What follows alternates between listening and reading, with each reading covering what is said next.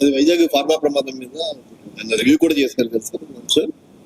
నిన్న వైజాగ్ ఫార్మా ప్రమాదం మీద రివ్యూ కూడా చేశారు. దాంట్లో యాజమాన్య వాళ్ళని నిర్లక్ష్యం ఉందని కూడా చెప్పారు సార్. దానికి సంబంధించి మీ రెస్పాన్స్? అంటే ఇది నిన్న జరిగిన అనకాపల్లి జిల్లా అచ్యుతాపురం ఫార్మాసిస్ లో జరిగింది. చాలా బాధ కలిగింది. చాలా ఇది రిపీటెడ్ గా మొన్న 3 weeks బ్యాక్ కూడా జరిగింది. ఒకళ్ళు ఇద్దరు చనిపోయారు. నేను ఎప్పటికప్పుడు అడుగుతూ ఉన్నాను, ఇది పొల్యూషన్ కంట్రోల్ బోర్డు కింద రాదు. అంటే ఎన్ని ప్రమాదాలు మీ అందరికీ తెలిసింది. పొల్యూషన్ ఎమిషన్స్ ఉన్నాయా లేదా చెక్ చేయడం తప్ప, ప్రమాణాలు చెక్ చేయడం తప్ప, ఈ సేఫ్టీ నార్మ్స్ కానీ ఇవన్నీ ఈ మనకి director of factories, labour, fire department, అలాగే కేంద్ర ప్రభుత్వ ఆధ్వర్యంలో ఉండే petrol and explosive safety organisation పర్యవేక్షిస్తాయి. ప్రత్యేకించి ఈ essential advance science private limited ఇది నేను మాట్లాడితే నేను వాళ్ళకి తెలియజేసింది ఏంటంటే, ఇద్దరు ఓనర్స్ ఉన్నారు, ఒకళ్ళు హైదరాబాద్ లో ఉన్నారు, అండ్ ఇప్పుడున్న అతనికి మాకు సంబంధం లేదని చెప్పి ఒక కమ్యూనికేషన్ గ్యాప్ వాళ్ళిద్దరి మధ్య గొడవ ఉంది. దానివల్ల ఆ సేఫ్టీ నార్మ్స్ తీసుకోవడానికి బాధ్యత లేని నాయకులు లీడర్షిప్ ఉండటం వల్ల, ఓనర్షిప్ ఉండటం వల్ల వాళ్ళందరూ ఇలా చేశారు. అందుకని ఈ ఒక ఫ్లోర్ నుంచి ఇంకో ఫ్లోర్కి వెళ్ళే దాంట్లో ఐ థింక్ నాకు తెలిసి వాళ్ళు అంటూ 2nd floor నుంచి గ్రౌండ్ ఫ్లోర్కి వచ్చే సాల్వెంట్ ఫస్ట్ ఫ్లోర్ లో కొంచెం లీక్ అయ్యి కరెంటు బోర్డ్స్ ఉంటే వాటికి అయ్యి వేపర్ లాగా ఏర్పడి పేలిపోయింది. దాదాపు ప్రమాదంలోనే ఒక 7-8 మంది చనిపోయారు. చాలా దారుణంగా గుర్తుపట్టలేని పరిస్థితి అని చెప్పారు. నేను ప్రాబ్లం ఏమవుతుందంటే, నేను సేఫ్టీ ఆడిట్ చేయమని వచ్చిన రోజు నుంచి నేను అందరిని అడుగుతాను. ఒక ఇష్యూ ఏముందంటే, సేఫ్టీ ఆడిట్ అంటే ఈ యజమానులు భయపడిపోయే స్థాయికి వెళ్ళిపోయారు. వాళ్ళని కొంత ఎడ్యుకేట్ చేయాల్సిన అవసరం. ఇప్పుడు ఎనీ టైం సేఫ్టీ ఆడిట్ అనగానే మా పరిశ్రమలు మూసేస్తారా, లేదంటే ఏం జరుగుతాయి, ఎలాంటి రిపోర్ట్స్ ఉంటాయి అంటే, there are lot of gaps in safety issues లో చాలా గ్యాప్స్ ఉన్నాయి.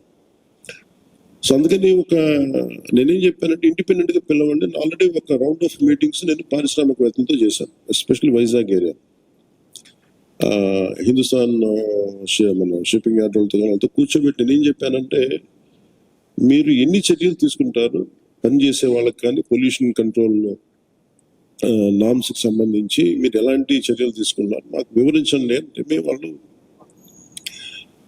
గతంలో కంటే ఇప్పుడు బాగా చేస్తూ ఉంటాను, కానీ they are not to the satisfactory level. ఇప్పుడు ఒకేసారి మనం ఈ పొల్యూషన్ ఇవన్నీ మన ఈ నామ్స్ అన్ని పెడితే ఇండస్ట్రీ షుడ్ కమ్ ఫార్వర్డ్. అంటే ఇది నేను ప్రత్యేకించి చాలా రోజుల నుంచి నేను కోరుకుంటా ఉన్నాను. నేను ప్రత్యేకించి మరీ చెప్తున్నాను. ఇప్పుడు అంటే నేను ఎందుకు కొంత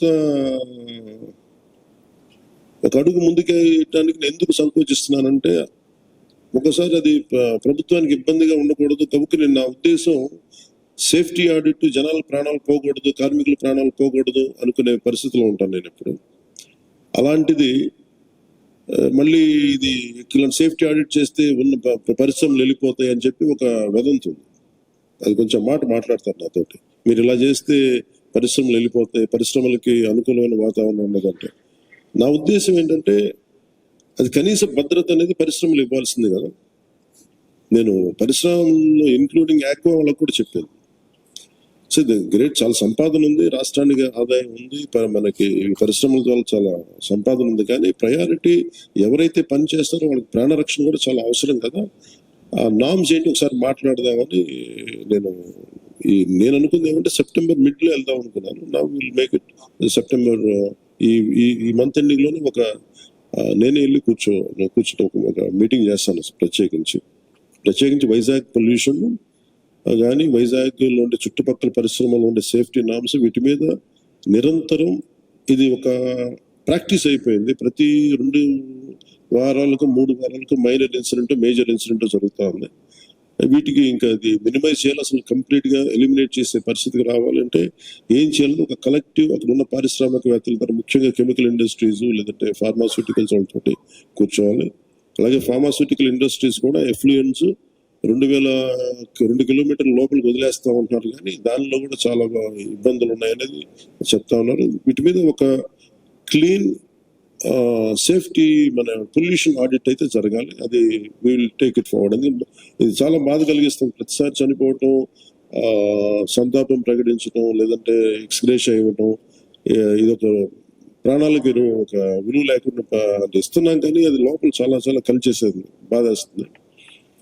ఇది కొంచెం ఇంటెన్స్ మీటింగ్ పెట్టాల్సి వస్తుందండి. అది will take it forward coming days.